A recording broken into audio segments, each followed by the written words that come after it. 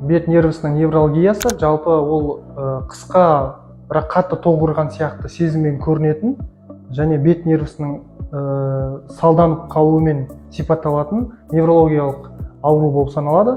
Көп жағдайда науқастарымыз бізде суықтан кейін, банядан кейін шығып, немесе көп уақыт суықта жүрген кезде құлақтың артында ауырсыну пайда болды деп, содан 1-2 күннен кейін беттері салданғанда, яғни бір жағы қисайып қалады, екінші жағымен салыстырғанда, және көздері толық жұмылмайды, сондай мәселелер болады.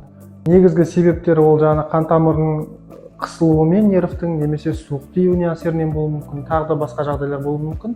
Айтайын деп отқанымыз, нақты уақытысында келіп, емді реабилитацияны жасау керек. Сонда бұл толық 100% жағдайда жазылатын ауру болып саналады. Қазіргі бізге келген науқасымыз, мысалға Бақыт ханым, 2-ші күн емін жасап жатырмыз. Бұны біздегі мына жерде поликлиникадағы дәрігеріміз маған жіберген, осы бізге жіберген, қазір емін жасап, енді ары қарай сіздерге нәтижесін көрсететін боламыз.